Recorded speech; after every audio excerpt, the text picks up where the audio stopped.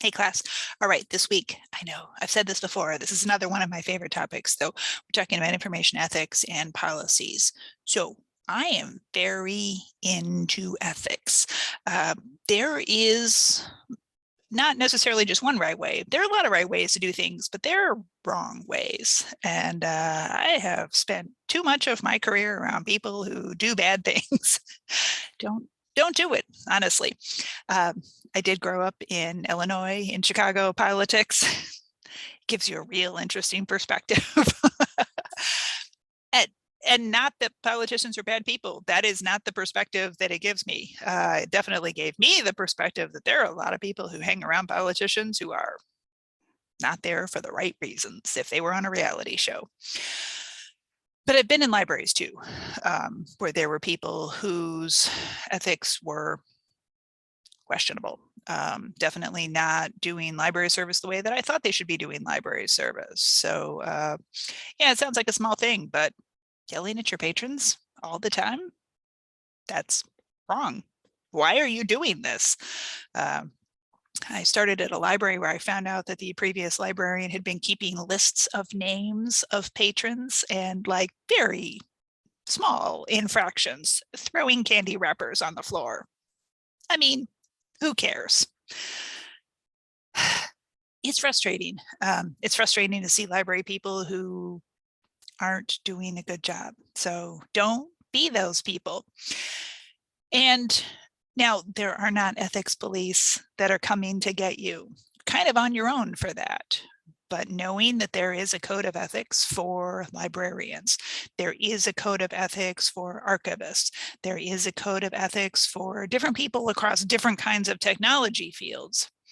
Everybody's got a code. You may also go to work for an organization that has a code of ethics. I'm currently doing some work for, I'm doing some work for a state college, and everybody here has to go through ethics training every year. And sure, I mean, you watch little videos about, hey, don't steal things. But I do think it's important. I think it's important to help kind of remind everybody that what you do matters. Ethics matter. The way you do things, the way you carry yourself matters. So think about things like the postcard rule.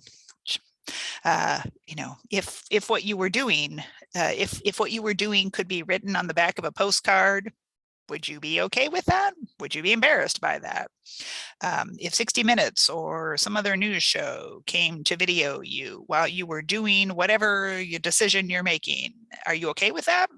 If not, maybe rethink. Now, yeah, I'm going to throw out there, everybody does a few things that you probably shouldn't do, but it's the little things matter. So I've worked in libraries where people took home uncatalogued books and probably brought them back, but how do we really know that? Because they weren't cataloged. Seems like a small thing, but I mean, to me, that's stealing, that's theft. I never allow something like that in my libraries, not even a little bit, not at all. Little things like one of the first libraries I worked at, the previous director had a lot of real interesting things going on there, including allegedly, I think she walked off with all the change from the copy machines, which can be fairly substantial depending on how busy your library is. So I was very careful that when I counted change out of the copy machine before I took it to the bank, you had to roll change. I don't know, it was the old days. I don't think they do that anymore. But anytime I was touching money, I had someone with me. I never touched money by myself because why? Why open yourself to that? So you want to have policies, you want to have procedures, and you want to go back and be checking those policies and procedures, because even in the best run libraries, it is really easy to go, oh, you know what? It's been like 3 years. Did anybody write that down? Policies and procedures will save you. So right now across the country, we're going through a time where a lot of people, and I'm trying not to call them whack jobs, a lot of wacky people are trying to have books banned from libraries. Not every book is right for every person, fair, but every book is right for somebody. So You want to have a procedure in your library before they come to you on how people can appropriately say, hey, you know what? I, as a well-meaning tax-paying citizen who's thought about the issues, I believe that this book is not appropriate for your library. And you give them the option to be able to present themselves as well as possible. Just because people want to take books out doesn't necessarily mean that they're horrible people. Doesn't mean they're not. But it is worth thinking about what people want, and you want to make sure that you have a strategy for listening to your patrons. So have a procedure in place. Doesn't always make things easier, but you can also point back to the ALA Code of Ethics and say, so look at that. We as librarians, we hold the right to be able to read freely, to be so important to us that it is literally enshrined in our codes of ethics. Let me show it to you.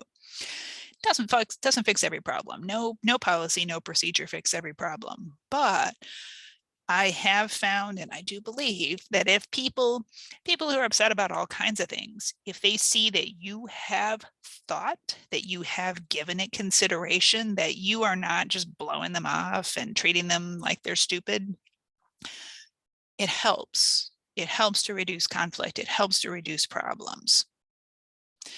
And I'm also going to insert, don't be one of those people who blindly follow rules.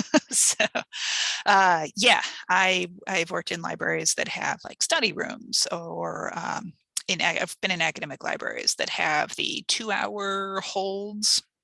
I mean, sure, but I got a student who's crying and says that they have to take the book home tonight because whatever. Yeah, I let them take the book home, because following a rule blindly is just dumb. Have rules, have procedures, have policies, know what you're supposed to be doing, but know when you're trying to get to the intention and it's being thwarted by a rule, and then move past it.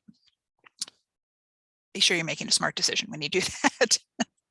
All right, read through everything for this week, write down there below, and I will talk to you next week.